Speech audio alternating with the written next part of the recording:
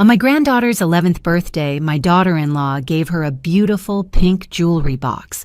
I thought it was a gift of love. I was wrong. Grandma, there's something really weird inside this box. I looked inside. I looked closer. Something was glinting. My hands started shaking. Then I started digging. And what I found tore my family apart. 10 days later, we were in court fighting for everything. This is what happened. Hello, and welcome to today's story. Don't forget to like, subscribe, and share your thoughts in the comments. We'd love to know where you're watching from. Please note this story combines fictional elements to create engagement and convey important lessons. Any resemblance to actual names or places is coincidental, but the message of the story remains completely grounded in reality. I found the camera on a Wednesday, the same day my granddaughter turned 11, and the same day I realized my family was trying to steal my life. At 68, after 40 years as an educator, I thought I'd seen every kind of manipulation, but I never imagined I'd become the target. The party started at 6. Our backyard in Terrytown filled with neighborhood kids, their laughter bouncing off the live oak my late husband planted years ago. My granddaughter's birthday cake sat on the picnic table, 11 candles waiting. But something was wrong with the birthday girl. At 11, she should have been loud and gloriously self-centered. Instead, she moved through her own party like a ghost, all careful politeness and nervous glances toward her mother. My daughter-in-law played the perfect hostess with her Sunday best smile that never quite reached her eyes. "Mom, you actually remembered the dairy-free option," she said, loud enough for neighbors to hear, then quieter. "Surprising." I let it slide. Pick your battles right. The moment that changed everything came wrapped in pale pink paper. "Open mine next, sweetie." My daughter-in-law presented a jewelry box with performative enthusiasm. Inside sat a vintage-style chest with a built-in music box and a twirling ballerina. It played Swan Lake when my granddaughter lifted the lid, porcelain and delicate, the ballerina frozen in an eternal arabesque. "It's an antique," my daughter-in-law announced, "for all your special treasures." My granddaughter stared at it. Her smile looked painted on. "Thanks, Mom. It's really pretty." But she didn't hug her mother.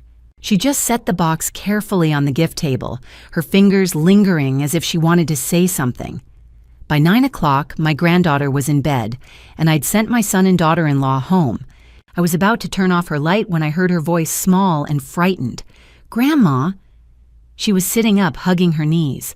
"There's something weird about the box." My stomach dropped. "What do you mean?" "The ballerina." When I looked really close, there's a hole in her eye, and when I picked it up, I saw a red light blinking underneath.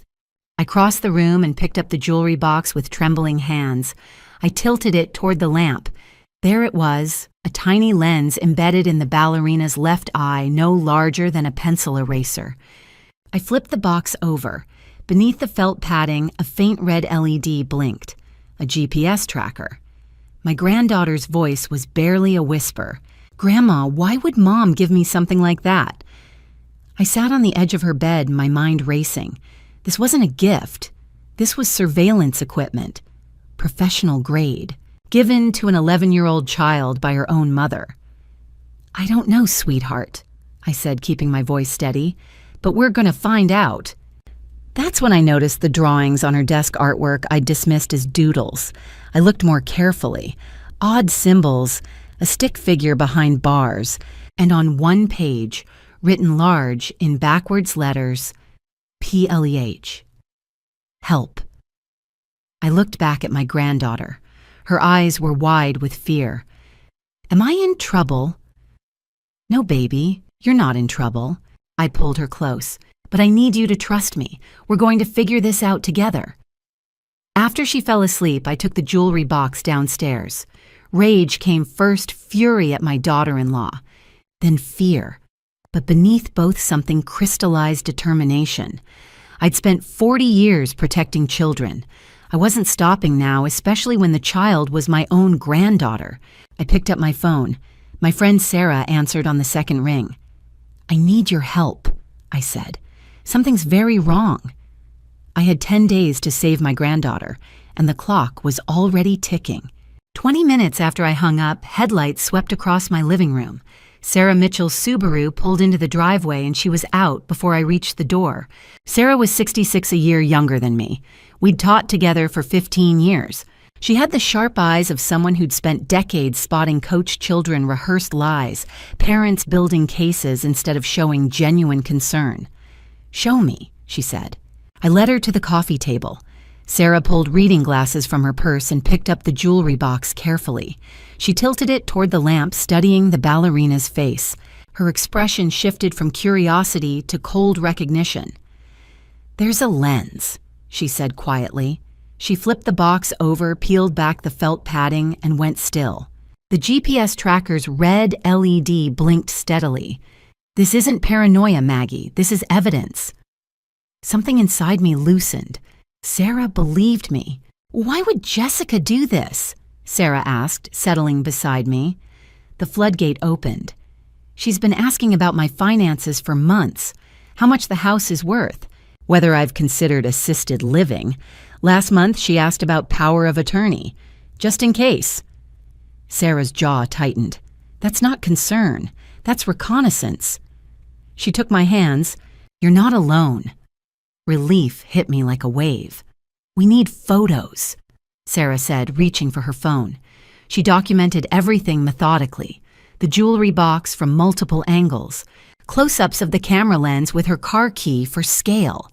The GPS tracker LED clearly visible.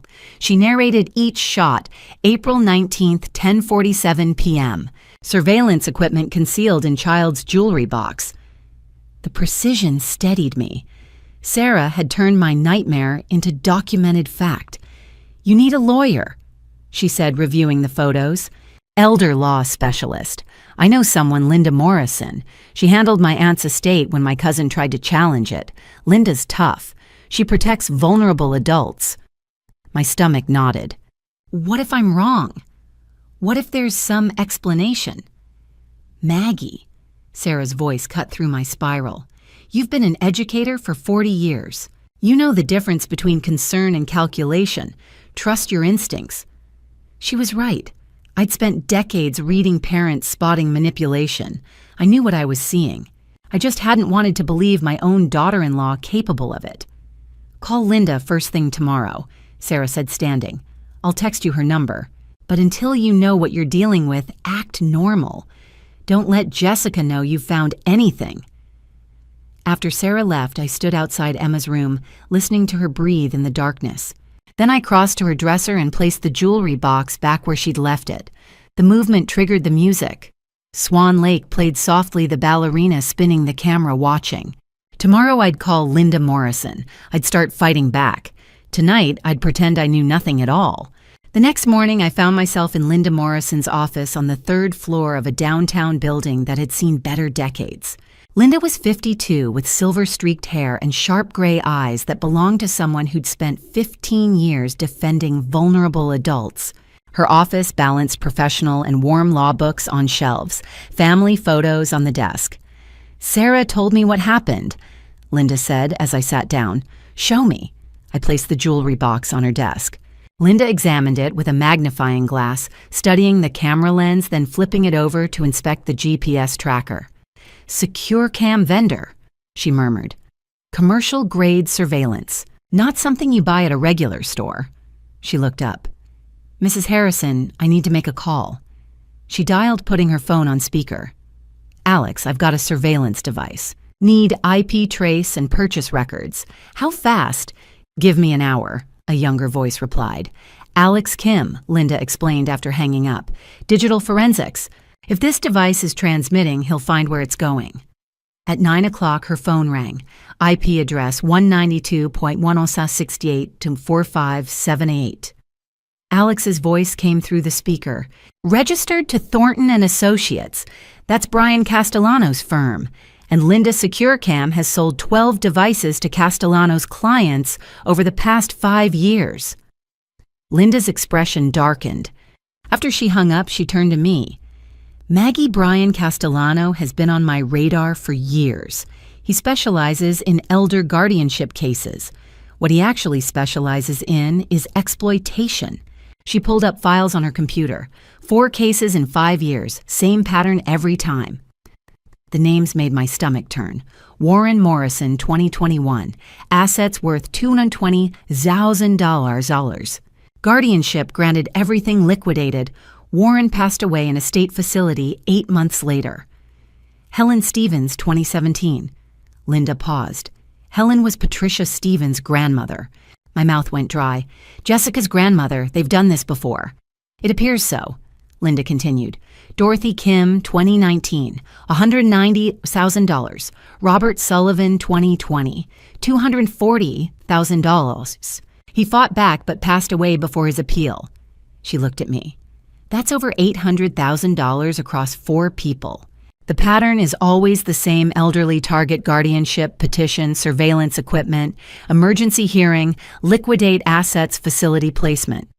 There's something else, Linda said. Warren Morrison's niece lives in Austin. She's an elementary school teacher. She paused. Ashley Martinez. The room spun. That's Emma's teacher. I know, Linda said quietly. Castellano doesn't choose targets randomly. He assesses assets' vulnerability opportunity. Your house, your retirement savings, Emma's trust fund, and a granddaughter whose teacher has personal history with his methods. That's not coincidence. When was the petition filed? I asked. Linda's fingers moved across her keyboard. April 8th. The hearing. April 28th. She looked up. 10 days from now. 10 days. The coffee I'd drunk threatened to come back up. Emergency guardianship petitions move fast, Linda said. That's part of his strategy: speed and surprise. But he doesn't know you found the equipment. We're going to file a counter petition and fight this with everything we have. What do we need? Proof of conspiracy, financial motive, evidence of coercion, especially if they've been coaching Emma. She pulled out a legal pad. We have 10 days to prove you're competent and that Jessica and Castellano are breaking the law. My phone buzzed. I pulled it out and my blood turned to ice. A text from Jessica: Mom, I'm picking Emma up from school today. I got her a surprise. I showed Linda the screen. A surprise, Linda said quietly, like a jewelry box. What do I do? Linda's expression was grim. Act normal, but Maggie, don't let Emma out of your sight more than necessary. And if Jessica gives her anything else, bring it straight to me. Jessica's silver sedan sat in my driveway when I pulled in at 12:45. My stomach tightened. She wasn't supposed to be here. Inside, she perched at my kitchen table beside Emma, all smiles and maternal warmth, the kind that looked perfect from a distance, but rang hollow up close. Mom, Jessica chirped. I got Emma a smartwatch, SafeTrack Kids Watch. It has GPS tracking and an SOS button for safety. The watch gleamed pink and cheerful on the table between them. Emma's fingers hovered over it, uncertain. That's very thoughtful, I managed, forcing my voice steady. Jessica fastened the watch around Emma's wrist. I'll pick you up tomorrow, sweetie. I have a surprise for you. Emma nodded, eyes downcast. Okay, Mom. Jessica kissed her forehead and left trailing perfume and false promises. The moment her car disappeared, I called Linda. Download the parent app, Linda said without preamble. I've already coordinated with Officer Matthew Cooper. He'll be on standby tomorrow. What if she doesn't? She will, Maggie. That watch isn't a gift. It's bait. Friday, April 20th, 2:00 p.m. Jessica's text arrived on Emma's phone. Meet me at 1247 Industrial Boulevard at 3:15. New coffee shop, surprise waiting. Emma texted back, Okay, Mom. I watched the blue dot on my phone screen as Emma left school at 2:30. The parent app showed her location in real time, pulsing steadily as she walked. But the dot wasn't moving toward Industrial Boulevard. It was heading west, toward Oakmont Drive. My pulse hammered. Why would she lie about the address? I grabbed my keys and ran. 3:05 p.m. I steered with one hand, eyes flicking between the road and my phone. The blue dot crept closer to 892 Oakmont Patricia Stevens' house. At 3:15, the dot stopped. I hit Linda's number. She's at the Stevens house. Jessica lied about the meeting place. Cooper's 2 blocks away. Don't go in alone. I'm already here. I parked across the street, engine idling. The Stevens house sat quiet, curtains drawn. Every instinct screamed at me to run inside, but I forced myself to wait. At 3:30, Cooper's patrol car pulled up, lights off. He was mid-40s, square-jawed, and moved with the calm of someone who'd done this before. He knocked. Austin PD, routine welfare check. Patricia Stevens opened the door, face draining of color. Ma'am, I need to verify a minor's location. Emma Harrison. Patricia hesitated. Cooper's hand moved toward his radio. She's inside. Cooper stepped past her. I followed. In the living room, Jessica sat beside Patricia. Papers spread across the coffee table. Emma perched on the couch between them, small and tense. Grandma! Emma bolted toward me. I caught her arms tight around her shoulders. Jessica stood smoothing her skirt. Officer, this is a misunderstanding. We were just... Ma'am, I'll need to speak with you separately. Cooper's tone was professional, unyielding. He looked at me. Mrs. Harrison, I'd like to interview Emma privately, with your permission. I cupped Emma's face. Tell Officer Cooper the truth, sweetheart. All of it. Emma nodded. As we walked toward Cooper's car, I felt the weight of what came next pressing down. Whatever Emma was about to say would change everything, and there was no going back. That morning, before the rescue, before everything spiraled, we gathered in Alex Kim's lab at 9 o'clock sharp. The space was clinical and precise, white counters gleaming under fluorescent lights, magnifying lamps angled over workstations, precision tools arranged like surgical instruments. The hum of computers filled the air, steady and relentless. Alex Kim was 38, lean and deliberate, with the kind of focus that came from years spent unraveling digital deception in elder abuse cases. He'd seen this pattern before surveillance disguised as care control dressed up as concern. He motioned us to a steel work table.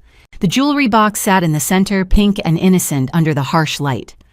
Let's see what we're dealing with, Alex said. He worked with micro-tweezers, extracting the camera from the ballerina's left eye with the care of a jeweler removing a diamond. The lens caught the light, tiny, perfect, sinister. Microcam X12, he announced, holding it up. Commercial grade. Pinhole lens Wi-Fi enabled internal storage of 64 gigabytes. That's enough for 30 days of continuous footage at standard resolution. My stomach turned. 30 days. Next, he flipped the box over and pried open the base. The GPS tracker came free, a flat disc no bigger than a quarter blinking a faint red. TrackSafe Mini, real-time GPS positioning, 90-day battery life. Designed for fleet tracking, not birthday gifts. Sarah's hand found my shoulder. I hadn't realized I'd been holding my breath.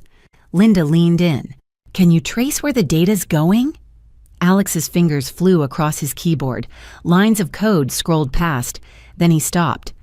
IP address 192.168.45.78. Registered to Thornton & Associates, PLLC.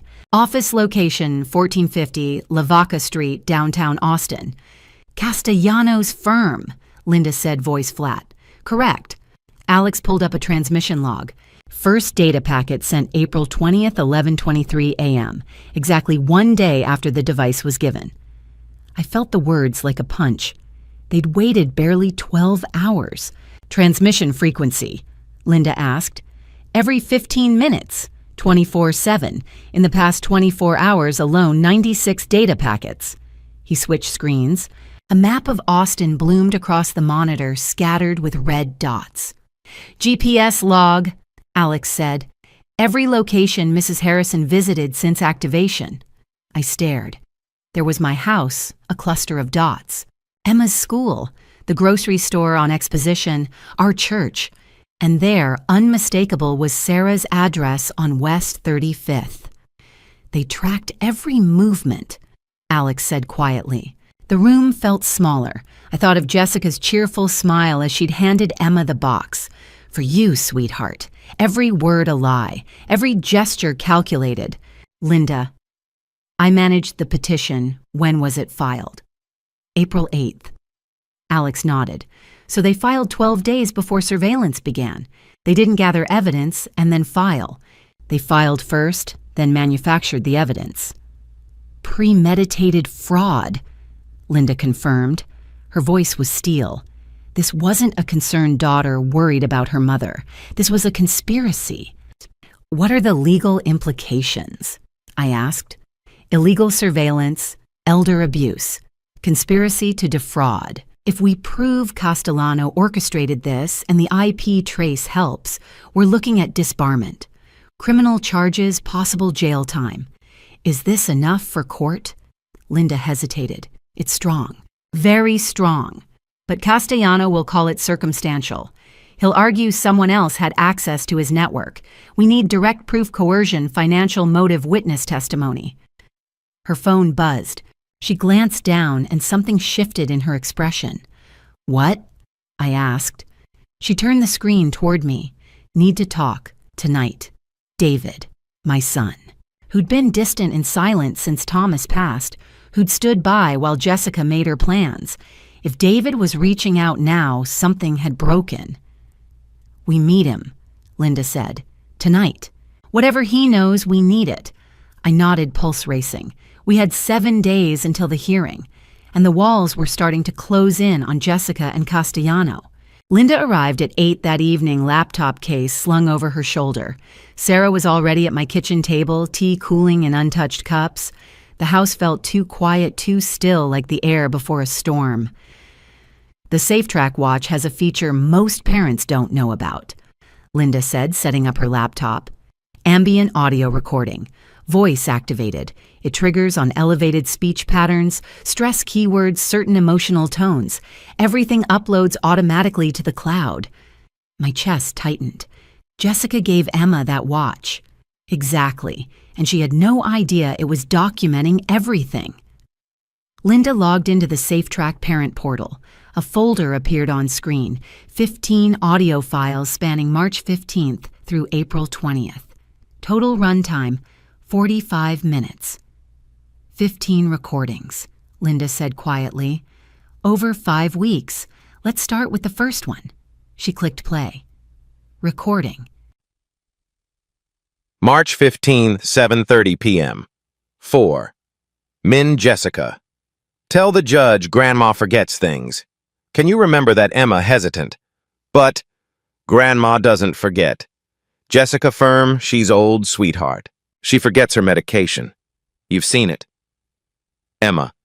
I don't think so. Jessica, sharp. Emma. This is how we help her. Do you want to help Grandma or not? Emma, small, defeated. Okay. I pressed my hand to my mouth. That was Emma's voice, uncertain, scared, trying to please her mother. March 15th, Linda said. 3 weeks before the petition was filed. Jessica was already coaching her. Sarah reached across the table, her hand covering mine. Linda pulled up the second file. March 22nd. Listen to the location noise. This one's at the Stevens house. Recording. Grandma doesn't forget. Jessica firm, she's old sweetheart. She forgets her medication. You've seen it. Emma. I don't think so. Jessica sharp, Emma. This is how we help her. Do you want to help Grandma or not? Emma, small, defeated. Okay. I pressed my hand to my mouth. That was Emma's voice, uncertain, scared, trying to please her mother. March 15th, Linda said. 3 weeks before the petition was filed. Jessica was already coaching her. Sarah reached across the table, her hand covering mine. Linda pulled up the second file. March 22nd. Listen to the location noise. This one's at the Stevens house. Recording 2, March 22nd, 6:15 p.m. 3 Min Patricia Stevens. Your grandma can't take proper care of you anymore. Emma protesting, but she makes breakfast every day. She helps with my homework. Jessica cutting and Emma grandma's sick. She needs doctors. Professional care. Emma voice breaking. She's not sick. Patricia, sweetie, trust us. We know what's best for her. This is the only way to help. Emma crying softly. Okay. The recording ended. My hands were shaking. Patricia Stevens, Linda said. Helen's granddaughter. Castellano's previous victim. Now she's part of the conspiracy. She's helping them, Sarah said, voice hard as steel. Linda's fingers hovered over the third file. This one's April 10th. 2 days after they filed the petition, brace yourself. Recording 3, April 10th, 8:00 p.m. To mean Jessica, cold threatening. If you don't tell the judge exactly what we practiced, they will take Grandma away forever. Do you understand? You'll never see her again. Never. Emma sobbing. No, please. Jessica. So tell me, what are you going to say? Emma trembling, reciting Grandma forgets to eat. She can't take care of herself. She needs help. Jessica satisfied, good girl. The file ended. I couldn't breathe. Tears streamed down my face. She terrorized her, made Emma think she'd lose me forever if she didn't lie. Systematic coercion, Sarah said, gripping my hand tighter. Over 5 weeks, building from suggestions to threats. Linda closed the laptop, her expression grim. This is admissible evidence. Jessica's voice, Patricia's involvement, Emma's clear emotional distress. Combined with the surveillance devices and Castellano's pattern, we have conspiracy, premeditated fraud, and psychological abuse of a minor. Is it enough? I whispered. It's damning. But headlights swept across my living room wall. I looked at the clock. 10 p.m. A car door slammed outside. Footsteps on the porch, slow and heavy. The doorbell rang. I opened the door. David stood on my porch face, pale and drawn eyes red-rimmed, in his hand a small USB drive. Mom, he said, voice barely steady. I found this in Jessica's desk. You need to see what's on it. He stepped inside, and I knew whatever was on that drive would change everything. David stepped into my living room at 11, and I barely recognized him. His eyes were red-rimmed and swollen, his hands trembling as he clutched the USB drive like a lifeline. David, I said gently, what's happening? He sank into the couch, head in his hands. I've been so blind, Mom, so stupid. Linda and Sarah waited silent. Last night, Jessica's laptop was still open, David said, voice breaking. I looked, the emails, the text messages, the bank records. He set the USB on the coffee table. This has been going on for 6 months. Linda picked up the drive, expression sharp. What's on here? Everything. We moved to the kitchen table. Linda plugged the USB into her laptop. Files bloomed across the screen. Banking records showed a withdrawal slip dated February 2024. $15,000 from my savings account. My signature, except it wasn't. The loops were wrong, the slant too steep. Forged, Linda murmured. The email thread between Jessica and Castellano contained guardianship petition drafts and nursing home tour schedules, Westlake Senior Living, Arbor Terrace, Meadowbrook.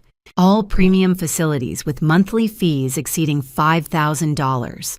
The asset liquidation plan was a spreadsheet. My house appraised at $285,000. Retirement accounts $90,000. Investments $45,000. Total $420,000. They'd calculated everything. David's voice was barely a whisper. There's more. Linda scrolled. Hotel receipts appeared. Austin Marriott downtown. 12 entries between October and April. Rooms registered under 2 names, J. Harrison and B. Castellano. My chest tightened. They weren't just attorney and client, David said, voice hollow. Jessica and Castellano, they've been involved. 6 months. The room went silent. Sarah's hand found my shoulder. David looked up, eyes brimming. I'll testify. Against her. Against all of them. Whatever you need. Linda closed the laptop. We use everything. Bank fraud, conspiracy. And now we have motive, financial and personal. By midnight, we'd transformed my kitchen into a war room. Linda spread papers across the table, evidence inventory, witness lists, timeline charts. Here's what we have, she said. The jewelry box with the camera traced back to Castellano's IP address. The GPS audio recordings, all 15 files, documented systematic coercion of Emma over 5 weeks. The banking records proved $15,000 had been stolen using a forged signature. The emails and text messages between Jessica and Castellano showed clear conspiracy. The hotel receipts established motive, both financial and personal. The timeline documents demonstrated premeditation with the petition filed before surveillance even began. And Officer Cooper's official welfare check report gave us a formal police record. Linda moved to the witness list. Emma will testify in camera with the judge, private, no courtroom pressure. Ashley Martinez can speak to Castellanos' pattern. She's Warren Morrison's niece and Emma's teacher. Elena Rodriguez witnessed Jessica's behavior in the community. David has the financial records and hotel receipts. Alex Kim provides the digital forensics and IP trace expertise. And you, Maggie, are the primary witness. We have 7 days, Linda said. Hearings, April 28th. This weekend, we prep witnesses, organize exhibits, and demonstrate your competency beyond question. Offensive strategy, Sarah added. Linda nodded. We don't just defend. We dismantle their case and expose the conspiracy. David exhaled slowly. What do you need from me? Everything Linda said. Bank statements, email access, hotel records, testimony about Jessica's behavior, the coaching sessions you witnessed the planning. You'll have it. Linda turned to me, eyes narrowing. Maggie, has Jessica tried something like this before, smaller scale? I hesitated, memory surfacing. Last year, she asked me to sign a power of attorney, said it was just in case. I refused. Linda's expression hardened. That's when she moved to Plan B. The kitchen fell quiet. Jessica hadn't stumbled into this. She'd planned it. And when the easy path failed, she'd recruited Castellano, enlisted Patricia Stevens, and built a conspiracy designed to strip me of everything. But now we had 7 days, and we were ready to fight back. Linda called early Tuesday morning, April 23rd. Her voice all business. We need to document everything, she said. Every meal, every task, every decision. Video proof you're fully capable. No gaps. You want me to film my own life? Exactly. Jessica will paint you as confused, forgetful, unsafe. We prove otherwise. Starting today. Sarah arrived within the hour, phone fully charged. Let's show them who you really are. I felt ridiculous, but I nodded. Tuesday, April 23rd, Sarah filmed me making breakfast. I cracked eggs into a bowl. No shells, steady hands whisked them. Smooth poured them into the pan. Toast browned in the toaster. I sliced strawberries with a sharp knife, arranged them on Emma's plate. See, Sarah murmured behind the camera. Precise, controlled. Next, the checkbook. I opened my ledger, compared bank statements line by line. Retirement account $90, $247.83. Checking $3.891.52. Savings $29,104.19 minus the $15,000 Jessica stole. Every number matched. Every penny accounted for. Sarah zoomed in on my handwriting. Neat, legible, no errors. Wednesday, April 24th, I drove Emma to church. 15 minutes through morning traffic. I signaled lane changes, checked mirrors parked between the lines in the crowded lot. Inside, we sang, "Great is thy faithfulness." I knew every verse by heart. Afterward, the grocery store. I carried my handwritten list, milk, bread, chicken, broccoli. I compared unit prices, chose the better deals, calculated the running total in my head. At checkout, the cashier said $87.34. I'd estimated $89, off by less than $2. Sarah filmed me loading bags into the trunk. You're doing great, Maggie. I didn't feel great. I felt like a defendant. Thursday, April 25th, school drop-off. Emma kissed my cheek before she ran toward the building, ponytail swinging. I waved until she disappeared inside. Sarah captured it all. At 10, I sat in Dr. Richard's office for a cognitive assessment. He asked me to spell world backward, draw a clock. Remember 3 words, copy interlocking pentagons. 29 out of 30, he said, marking his chart. Cognitively normal, no impairment whatsoever. I exhaled. 1 box checked. Friday, April 26th, homework time. Emma struggled with fractions. Okay, I said, drawing circles on scratch paper. If you cut a pizza into 8 slices and eat 3, how much is left? Her face lit up. 5/8. Exactly. Sarah filmed from the doorway. I could see her smiling. Saturday, April 27th, I made Emma's lunch turkey sandwich, apple slices, carrot sticks, a chocolate chip cookie. I tucked a note into her lunchbox. Grandma loves you. Have a wonderful day. And sealed it shut. Later, I logged into the utility portal. Electric bill, $142.67. Water, $58.12. Internet, $79.99. Paid on time. All accurate. Sarah reviewed the footage. You're making this look easy. It wasn't easy. It was exhausting. That evening, I prepared dinner. I seasoned a whole chicken, roasted it at 375 degrees for 90 minutes. Mashed potatoes. Steamed broccoli. I timed everything so it finished together. Emma asked for seconds. This is really good, Grandma. I smiled. But inside, I felt hollow. After Emma went to bed, I sat at the kitchen table and stared at my hands. Everything I'd done for decades, raised 2 children, managed a household, led an elementary school, now reduced to proving I could crack an egg without trembling, balance a checkbook, drive 15 minutes without getting lost. It was humiliating. But this was war, and every clip, every timestamp, every task completed was ammunition. Saturday evening, April 27th, Linda came over after Emma's visitation. She sat at my kitchen table with her laptop reviewing 5 days of footage. This is strong, she said. Cooking, driving, financial management, caregiving. Dr. Richard's assessment. Emma's happiness. She looked up. A competent, loving grandmother. Exactly what we need. She closed the laptop. But Jessica will bring her own evidence. Coach testimony, manufactured incidents. Be ready for her to twist everything. I met her eyes. I'm ready. Good, Linda said, because tomorrow's the hearing. She squeezed my hand. I didn't sleep that night, but when morning came, I was ready. That same week, while Sarah filmed my scrambled eggs and balanced checkbooks, Emma was fighting her own battle.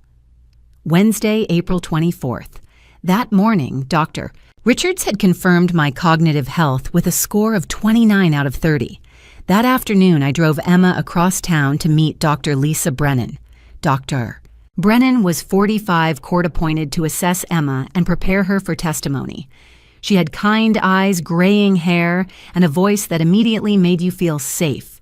I waited in the lobby watching the clock while they talked behind closed doors. Afterward, Emma was quiet in the car. That evening, Dr. Brennan called. Emma is carrying a very heavy burden, she said gently. She believes that telling the truth will make her lose you. Someone has convinced her of that. My hands tightened on the phone.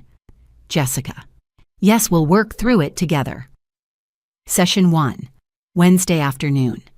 Dr. Brennan's office was small and warm, soft chairs, shelves of children's books, a box of tissues within easy reach. Emma, I'm here to help you, Dr. Brennan said, sitting across from her. You're not in trouble. Can you tell me what you're feeling right now? Emma's voice was barely a whisper. Scared.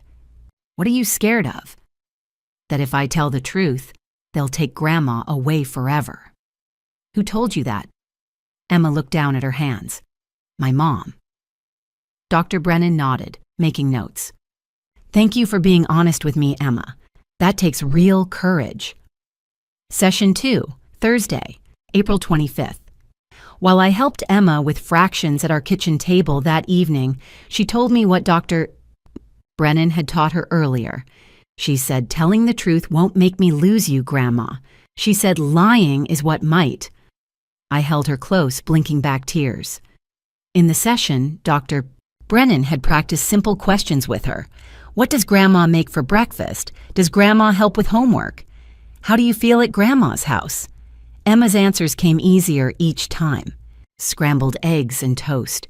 Every night with fractions. Safe and happy. And then for the first time, Emma said the words out loud with conviction. I want to stay with Grandma. That evening, Dr. Brennan called again. She's ready to tell the truth now, but she needs constant reassurance that you're not going anywhere. I'm not, I said firmly. I promise. Session 3, Friday, April 26th.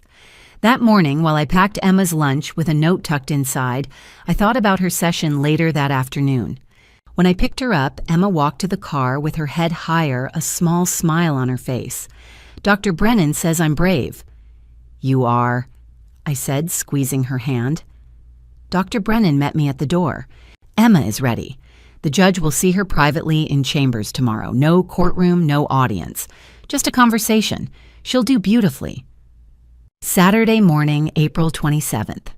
The call came while Linda was reviewing the 5 days of video footage at my kitchen table.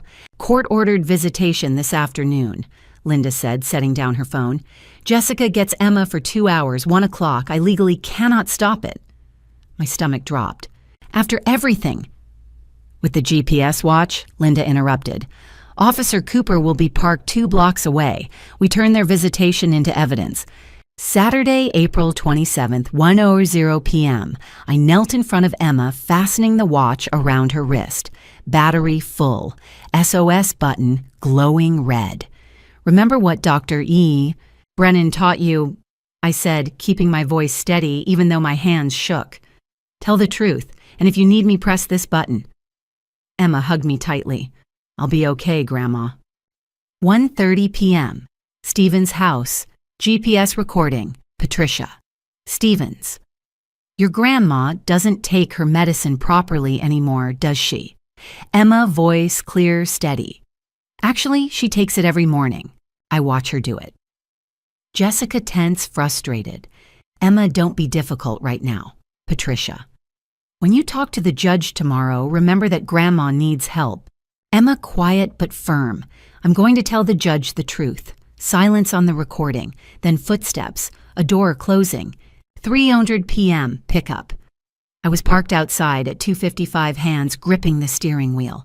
When the door opened, Emma ran to the car, climbed in, buckled up. They tried again, Grandma. She said, breathless but proud. But I remembered everything Dr. Brennan said. I told them I'd tell the truth. I held her hand the entire drive home. That evening, Linda reviewed the GPS recording on her laptop while Emma slept on the couch, still wearing the watch, her stuffed rabbit tucked under her chin. This is it, Linda said quietly. Patricia coaching Emma on tape and Emma resisting with confidence. It proves both the systematic coercion and Emma's credibility as a witness. She closed the laptop. Tomorrow's the hearing. Is she ready? I looked at my granddaughter sleeping peacefully. She's ready, I said, and she's the bravest person I know. Tomorrow Emma would sit in a judge's chambers and tell the truth that could save us both. But tonight she was just a child, brave, loved, and finally unafraid. Earlier that week, while Emma prepared with Dr. Brennan, Linda was building our defense with voices I hadn't expected. Friday, April 26th, 4 o'clock, Linda's office downtown. Ashley Martinez arrived carrying a manila folder thick with notes. She was 34, Emma's 5th grade teacher for the past 2 years. Before marriage, her name had been Ashley Morrison, Warren Morrison's niece. When Linda mentioned Castellano's name, Ashley said, sitting across from us, I knew I had to testify. Linda opened her notepad. Tell us what you've observed with Emma. Ashley's observations were precise, dated, professional. January, Emma was open, engaged, eager to participate. March, she withdrew. March 18th, she refused to complete a family tree assignment, wouldn't talk about home. March 25th, she cried during recess, but wouldn't explain why. April 5th, she asked me something that broke my heart. If I lie to help someone, is that still bad? My chest tightened. I filed a concern report with the school counselor on March 15th. Ashley continued. Emma was showing signs of emotional distress and possible coercion. She looked at me, eyes steady. My uncle Warren Morrison lost everything to Castellano in 2021, $220,000. They placed him in a state facility. He died 8 months later. Her voice cracked. I couldn't save my uncle, but I can help you and Emma. Linda's voice was gentle. On the stand, stick to facts. Dates, exact quotes, professional observations. Let the evidence speak. Ashley nodded. I will. Saturday morning, April 27th, 10 o'clock, my kitchen table. Elena Rodriguez sat across from me. Silver hair pulled back, nurse's eyes sharp despite 72 years. She'd lived next door for 15 years, watched Emma grow up. Watch me care for Thomas through his final illness. I saw things, Elena said. I need to tell the judge. Linda took notes. February 28th. I was in my garden. Jessica was in your driveway yelling. She said, Mom can't take care of herself, let alone Emma. You'll harm her. You stayed calm. You said, Jessica, I'm fine. Emma's fine. She called you delusional. Elena's jaw tightened. March 20th. You were at church. I'd seen you leave. Patricia Stevens used a key to enter your house. Alone. She was inside 15 minutes. When she left, she carried a file folder. I thought it was strange at the time, Elena said. Now I understand. She was gathering information, probably financial documents. Linda leaned forward. On the stand, describe exactly what you saw. No assumptions, just truth. That's all I have, Elena said firmly. That evening, I sat with Linda in my living room. I didn't realize so many people were watching, I said, quietly. Caring. Elder abuse only survives in isolation, Linda replied. Community witnesses break that. Ashley and Elena aren't just testifying for you, they're testifying for everyone who couldn't fight back. Saturday evening, April 27th. I stood at my kitchen window watching the sunset. Tomorrow we would face Jessica in court. I'd spent 60 years teaching children about truth, integrity, courage. Now it was my turn to practice what I'd preached. And I was ready. Sunday morning, April 28th, 9 o'clock.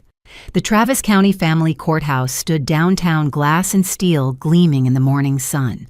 Courtroom 4B was smaller than I'd imagined, wood-paneled walls, the Texas and American flags, flanking the bench rows of seats divided down the middle. On the left, Linda, David, Sarah, Emma, and me. Emma sat between Sarah and me, her small hand gripping mine. On the right, Jessica in a navy suit and pearls, Brian Castellano in charcoal gray, Patricia Stevens beside a silver-haired man I assumed was her husband Michael. Behind us in the gallery, Ashley Martinez, Elena Rodriguez, and Officer Cooper in plain clothes. The bailiff stood. All rise. The Honorable Judge Karen Anderson presiding. Judge Anderson entered 58 silver hair pulled into a severe bun, sharp eyes behind wire-rimmed glasses. 20 years on the family court bench, known for being fair, thorough, and utterly intolerant of elder abuse. She took her seat, opened a thick file, and surveyed the room. Be seated. We're here on an emergency guardianship petition filed by Jessica Harrison regarding her mother, Margaret Ann Harrison. This is a serious matter. I will hear all evidence before making any determination. Her gaze swept across both tables, lingering briefly on Emma, then on me. Mr. Castellano, your opening statement. Castellano rose, buttoning his suit jacket, his voice smooth and practiced. Your Honor, this case is about love and necessity. Margaret Harrison is 68 years old and experiencing cognitive decline. She forgets to take her medication. She forgets to turn off the stove.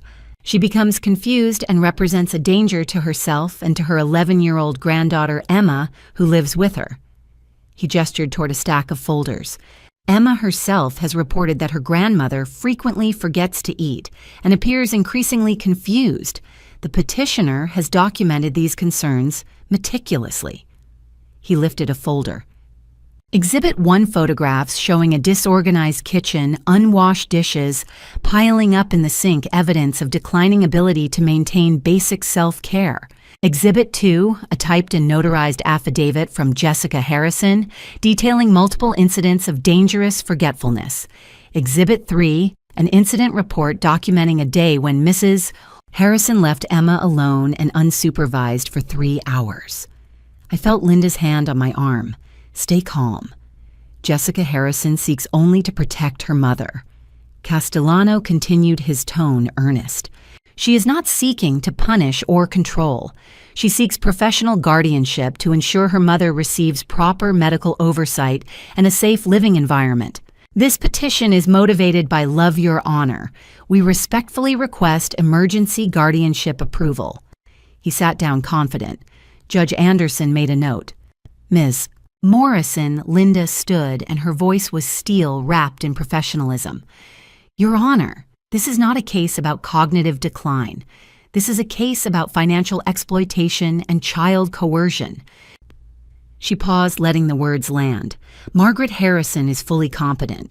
She scored 29 out of 30 on a cognitive assessment administered by Dr. Richards just days ago. We have 5 days of video documentation showing her cooking complex meals, managing her finances, accurately driving safely, and providing excellent care for her granddaughter. Multiple witnesses, a teacher, a neighbor, and her own son will confirm her complete competence. Linda's tone sharpened. The truth, Your Honor, is this: Jessica Harrison forged her mother's signature and stole $15,000 from her savings account. Jessica and Mr. Castellano conspired to plant a covert surveillance device, a camera hidden inside a birthday gift, to manufacture false evidence of decline. They coerced an 11-year-old child into lying under oath. We have audio recordings of Jessica threatening Emma. If you don't lie, they'll take Grandma away forever.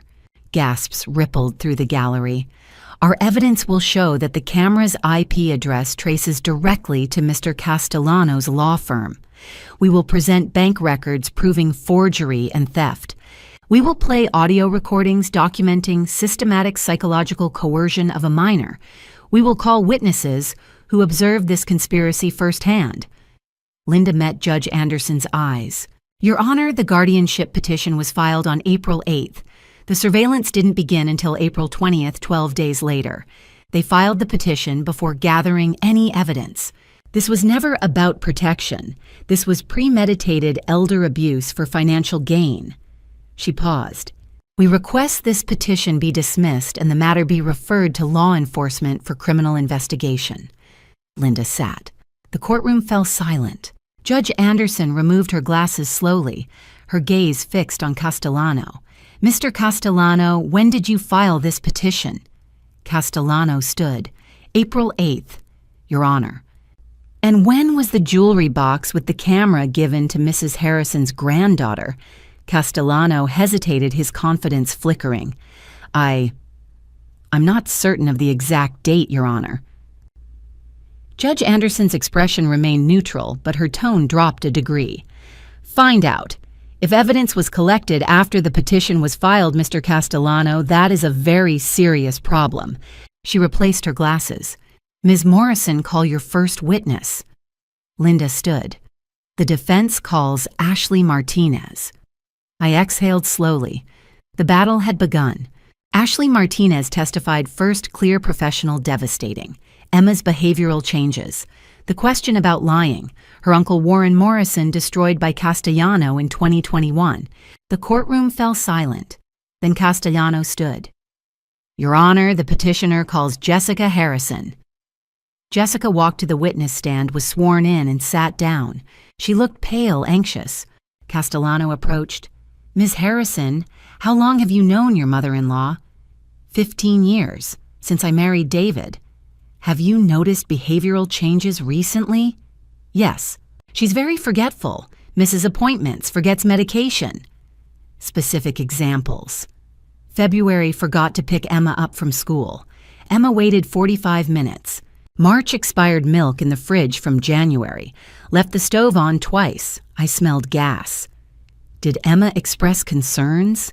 Yes, Emma was scared. Said Grandma didn't remember if she'd eaten. Why seek guardianship? Jessica's eyes welled with tears. I love her. I'm terrified she'll harm herself or Emma. I want professional care for her. No further questions. Linda stood calm. Ms. Harrison, you said your mother-in-law forgot to pick up Emma in February. Which day? Jessica hesitated. I don't remember the exact date, but you remember it vividly enough to testify under oath around mid-February. Linda pulled a folder. Emma's school pickup log shows Mrs. Harrison arrived on time every day in February. Would you like me to enter it as evidence? Jessica went pale. Maybe it was January. Maybe, or are you fabricating? Objection, argumentative. Castellano stood. Sustained. Rephrase, Miss Morrison. Linda moved on. February 10th, you filed a police report claiming Mrs. Harrison threatened you. Officer Cooper found no evidence. Why file a false report? It wasn't false. I was scared. Scared or building a paper trail. Jessica's jaw tightened. I was protecting my daughter. Linda picked up an evidence bag inside the pink jewelry box. Recognize Exhibit A. Jessica's eyes widened. The jewelry box I gave Emma. April 19th. Where did you buy it? A store, downtown. Which store? I don't remember. You don't remember where you bought a $200 gift? I bought it online. Which seller? I don't remember. Let me help. Secure cam vendor specializing in covert surveillance. They sold you this modified box with camera and GPS on March 28th. The courtroom erupted. Jessica stammered. I didn't know about the camera. Linda held up a report. Forensic analysis shows the camera transmitted to IP 192.168.45.78 Thornton and Associates, Mr. Castellano's firm. You really didn't know. Jessica cracked. Brian said it was to keep Emma safe. So you did know. You just thought it was legal. Jessica's voice broke. He said it was legal, Linda continued. February, you withdrew $15,000 from your mother-in-law's account. Correct. Jessica's voice was barely audible. For Emma's education. Emma attends public school. Tuition is $0. Where did it go? Bills. Linda held up bank records. Exhibit D, $10,000 to Mr. Castellano, $3,000 to Secure Cam, $2,000 into a joint account you opened with Mr. Castellano in February. Pause. A joint account, Ms. Harrison. The courtroom buzzed. Jessica was crying, mascara streaking. It's not what it looks like. Then what is it? Jessica sobbed, unable to answer. No further questions. Judge Anderson turned to Castellano, icy. Mr. Castellano, do you have financial interest beyond legal fees? Castellano stood sweating. Perhaps I need my own counsel, Your Honor. Perhaps. But now I want to hear from Emma. Miss Morrison, is she ready? Yes, Your Honor, in chambers. Judge Anderson checked her watch. Recess, reconvene at 2 in my chambers. She stood. Court is in recess.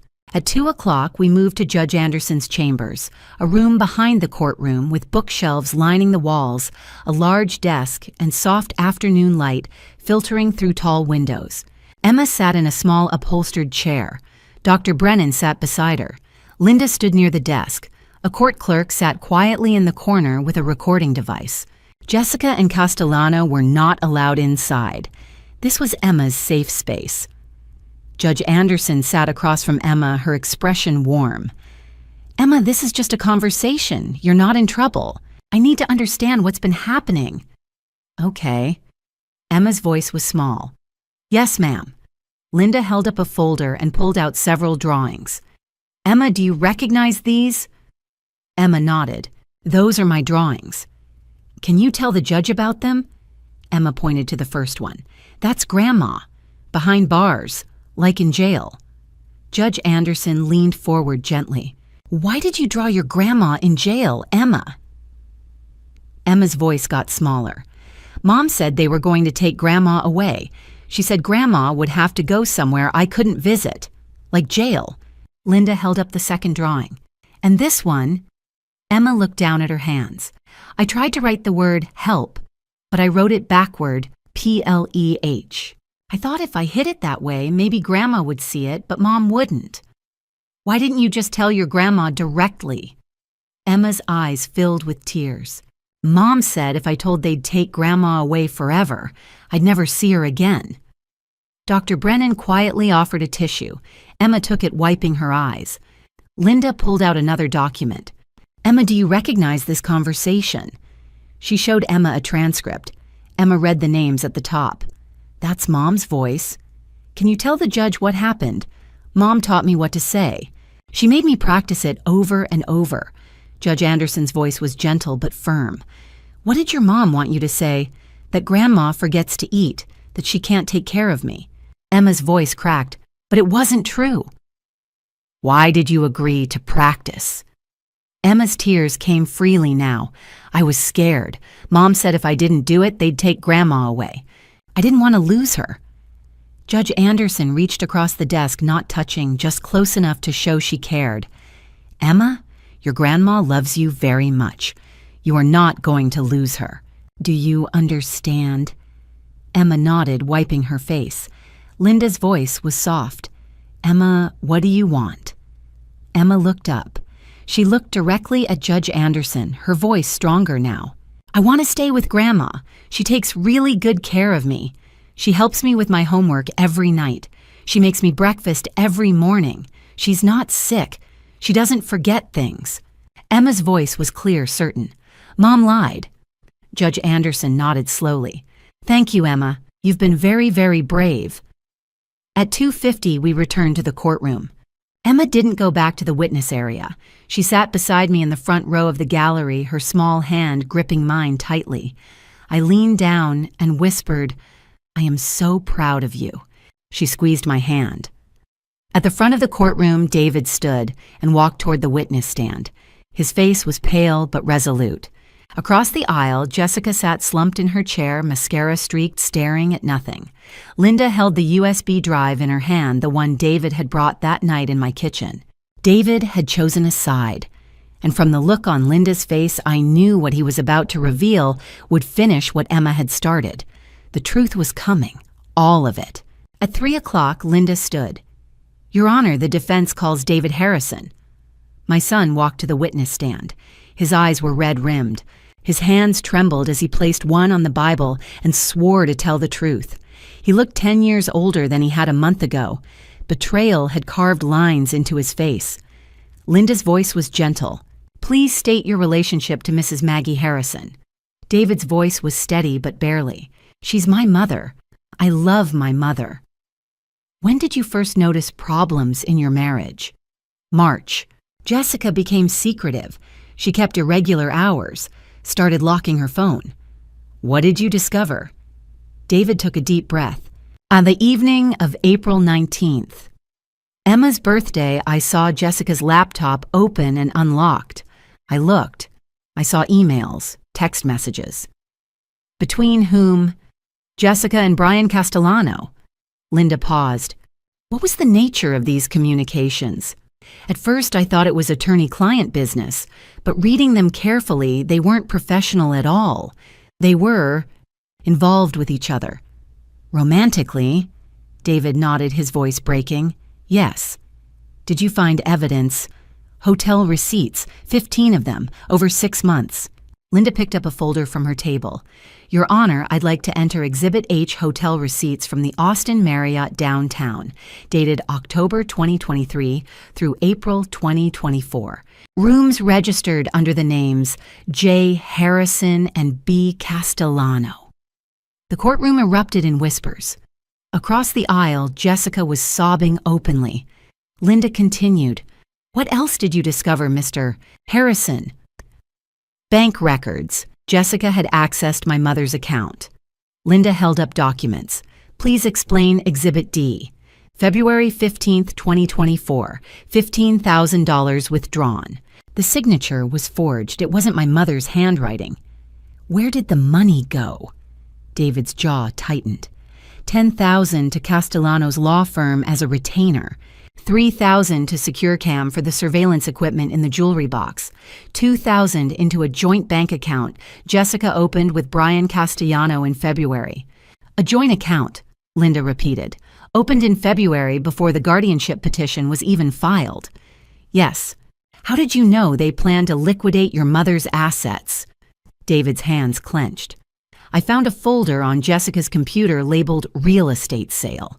It had appraisals of my mother's house, $285,000, a list of nursing homes with monthly fees, and emails discussing a liquidation timeline. Linda held up more papers.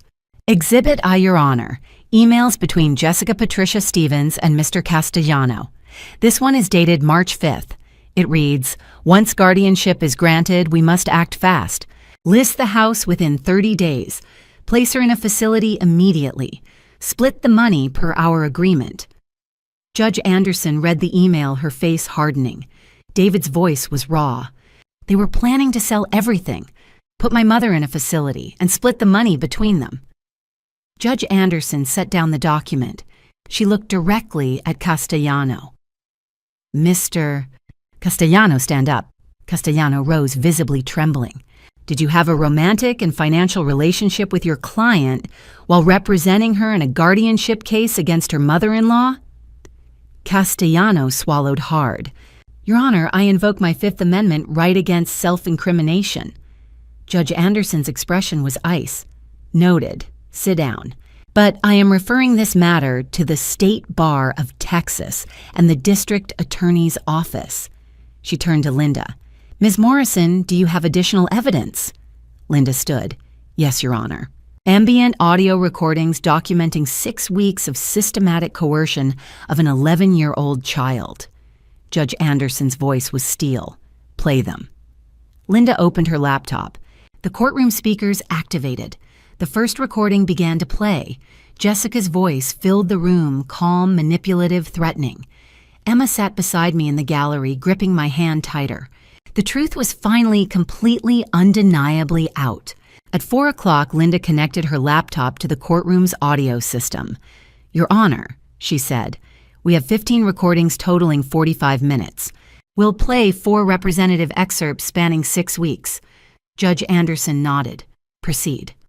The first recording began. Recording 1, March 15, 7:30 p.m., Emma's bedroom, Jessica. Emma, when you talk to the judge, tell him Grandma forgets everything. Can you remember that? Emma, hesitant, but Grandma doesn't forget. Jessica, voice sharper. She's old, Emma. She forgets her medication. You've seen it. Emma, I don't think so. Jessica, sharp cold. This is how we help her. The recording stopped. The courtroom murmured. I clenched my hands so hard my nails dug into my palms. Emma squeezed my hand. Recording 2, March 22, 6:15 p.m. Stevens House, Patricia Stevens. Emma, sweetheart, your grandma can't take proper care of you anymore. Emma protesting. But she makes breakfast every day. She helps me with homework. Jessica interrupting Emma, Grandma is sick. She needs doctors. Emma, voice breaking, crying. She's not sick. Patricia, fake gentle. Trust us, honey. This is what's best for Grandma. The recording ended. I looked across the courtroom. Patricia Stevens sat frozen in the gallery, her face drained of color. Recording 3, April 5, 7:45 p.m. Kitchen, Jessica. You know what you have to say. Emma, I don't want to lie. Jessica, angry now. If you don't do this, they will take Grandma away. You will lose her. Forever. Emma, sobbing. I don't want to lose her, Jessica. Then you know what you have to do. The recording clicked off. Small cries came from the gallery. Jessica was sobbing into her hands. Recording 4, April 10th, 8:0 p.m. Emma's bedroom, Jessica. What are you going to tell the judge? Emma, voice flat, robotic, defeated. Grandma forgets to eat. She can't take care of herself. Jessica. What else, Emma? She gets confused. Jessica. Good, you say that and everything will be fine. You'll get to see Grandma. Understand, Emma, small broken. Yes, Mom. Jessica, good girl. The recording ended. The courtroom was dead silent. Even the court clerk had stopped typing. Linda stood. Your Honor, these recordings span 6 weeks, March 15th through April 20th. This is systematic coercion of an 11-year-old child. Threats. Rehearsing lies. Psychological manipulation designed to terrorize a child into committing perjury. She paused. This is not just elder abuse. This is child exploitation. Judge Anderson removed her glasses and rubbed her eyes. When she looked up, her face was hard as stone. I've heard enough, she said. This court will recess for 15 minutes. When we return, I will render my decision. She stood. All rise. The bailiff led her out. The moment the door closed behind her, the courtroom erupted in whispers. I turned to Emma, still holding her hand. Almost over, sweetheart. She nodded, leaning against me. David sat across the aisle, his head in his hands. Sarah squeezed my shoulder from behind. Linda was already organizing her files, calm and ready. Jessica sat slumped in her chair, face buried in her hands, shoulders shaking. Castellano stared straight ahead, jaw tight, saying nothing. 15 minutes felt like an eternity. When Judge Anderson returned, the bailiff called, "All rise." We stood. Judge Anderson sat, opened her file, and looked directly at me. Her eyes told me everything. Justice had arrived. If you're still watching, please comment "Justice for Emma," so I know you're still with us on this journey. This is the most critical moment. The truth has finally been revealed in court. Please note some details in this story have been adjusted to protect identities and enhance its educational value.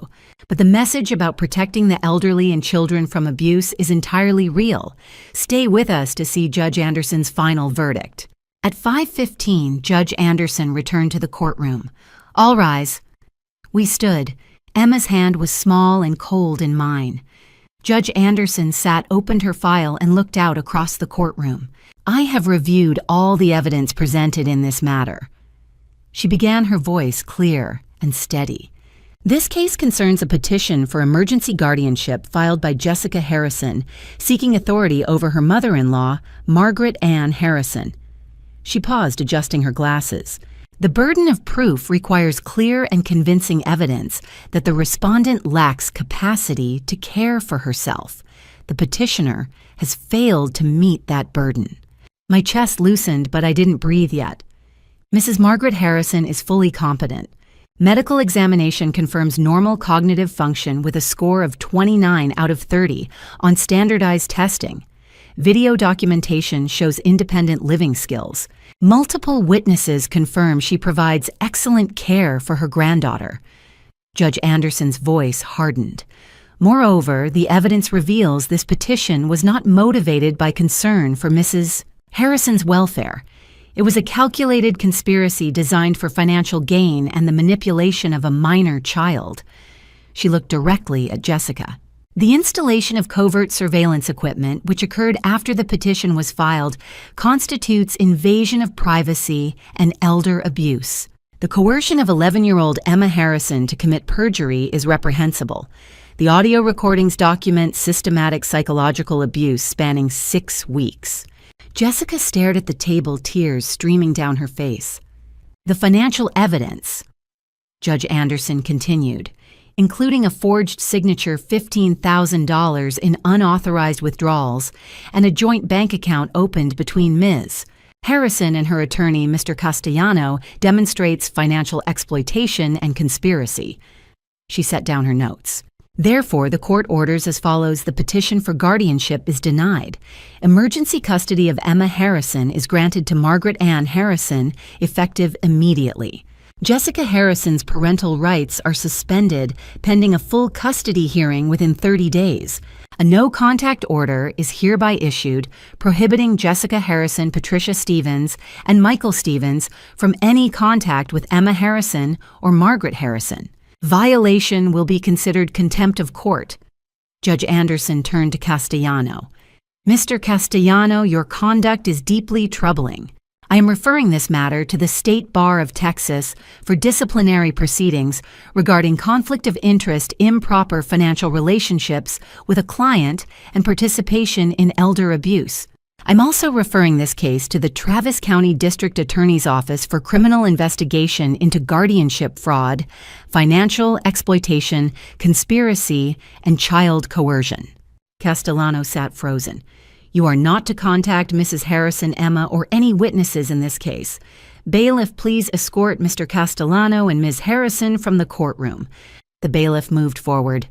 Jessica stood shakily. Castellano's face was ashen. The courtroom erupted the moment they were gone. Sarah threw her arms around me. David pulled Emma into a tight hug, his shoulders shaking. Across the aisle, Ashley and Elena were crying, holding each other. Emma looked up at me, her voice small. "Does this mean I get to stay with you?" I knelt down and lifted her face gently. "Yes, sweetheart. Forever. No one is taking you anywhere. Ever." She buried her face in my shoulder and cried, not from fear this time, but relief. At 5:45, we stepped out of the courthouse into the brilliant Austin evening sun. Reporters rushed forward. Linda held up a hand, shaking her head. They backed off. Emma tugged my hand. Grandma, can we go home now? I looked down at her, this brave, beautiful child who had fought so hard for the truth, and smiled through my tears. Let's go home, sweetheart. Let's go home. Home. The word had never sounded sweeter, but as we walked toward the car, Emma's hand in mine, David on her other side, Sarah and Linda following close, I knew the legal battle might be over, but the healing journey would be longer than the drive back, and that was okay, because we were going home, together, late July. A Saturday morning in my backyard where Thomas once tended his roses. The early sun was warm on my shoulders. Dew clung to the petals. The air smelled like earth and summer and hope. Emma knelt beside me in the dirt, her hands carefully patting soil around the roots of a new rose bush. Grandma, what should we name this one? I smiled. What do you think?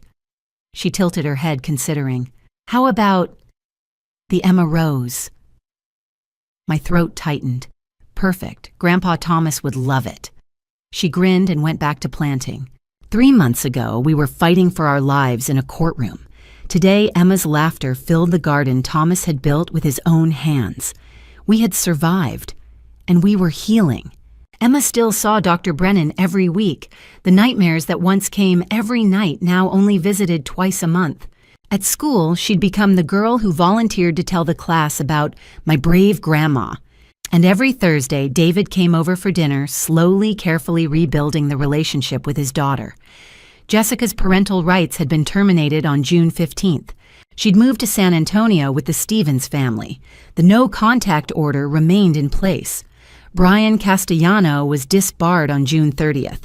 He was facing criminal charges, guardianship fraud, financial exploitation, conspiracy, child coercion. His trial was scheduled for October. If convicted, he could spend 15 to 20 years in prison. The Stevens family was under investigation as co-conspirators. David had divorced Jessica and bought a house 3 blocks from mine. Linda Morrison had become one of my closest friends and continued taking on elder abuse cases across Texas. Sarah, Ashley, and Elena had all become community advocates speaking out about elder rights and the warning signs of exploitation. And me, I'd testified before the Texas Senate Health and Human Services Committee. The Harrison-Morrison Elder Protection Act was now under consideration. 6 provisions designed to protect vulnerable adults, including mandatory forensic audits for guardianship cases, background checks for proposed guardians, and a ban on unauthorized surveillance. If I've learned anything from this nightmare, it's this: trust your instincts. If something feels wrong, it probably is. Document everything: photos, receipts, dates, times. Your records become your weapon. Community is your shield. Abuse survives in isolation. Talk to neighbors, teachers, doctors. Speak up. Listen to children. Their voices are the purest truth. If you or someone you know is experiencing elder abuse, call the Elder Care Locator at 1-800-677-1116. Contact your local Adult Protective Services. Visit the National Academy of Elder Law Attorneys at nyela.org. Document financial statements, photos, medical records, and any recordings. Don't wait. Abuse escalates in 3 to 6 months. If you suspect child abuse, call the Child Help National Hotline at 1-800-422-4453 or contact Child Protective Services in your state. You are not alone, and your voice matters. Emma stood brushing dirt from her knees. Do you think it'll grow, Grandma? I looked at the rose bush, small now, fragile, but rooted. It will, I said. Roses need time to grow strong, just like you. She slipped her hand into mine. The garden was quiet, peaceful, safe. And I thought about everything we'd been through: the fear, the fight, the victory, the healing still ahead. Love had won, and that in the end was all that mattered.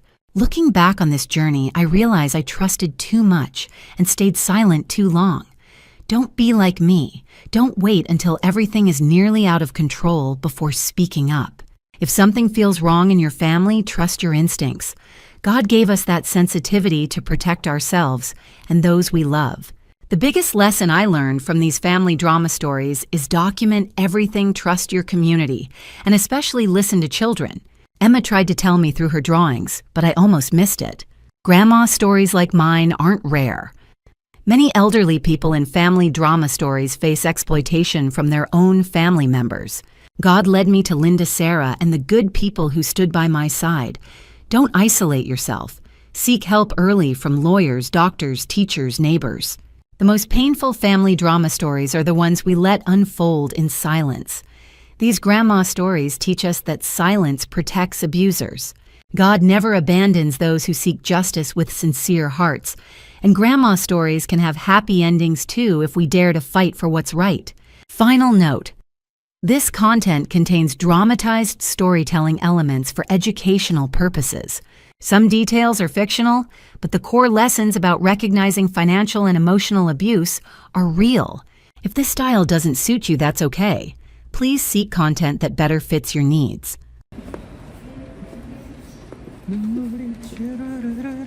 어제보다 덜 춥냐고요? 비슷비슷한데. 예. 오늘이 더 추운 거 아니야? 더 추운 거 같은데 오늘이 어제보단. 예, 날씨가 흐리잖아요. 예, 날씨가 흐려. 빵꾸똥꾸도 어서 오세요.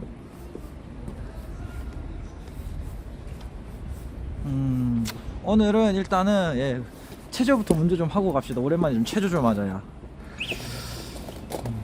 몸이 좀 안 풀린 것 같아 오늘은. 얼마 못 자서.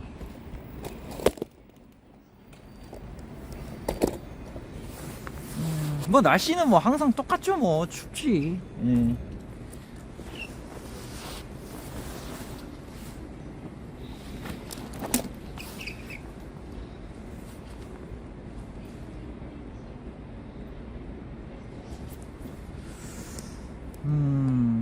항상 예 무슨 일이 생길지 모르기 때문에 더운 게 나아요. 아니 무슨 찰순대 껍질이 이렇게 벗겨져?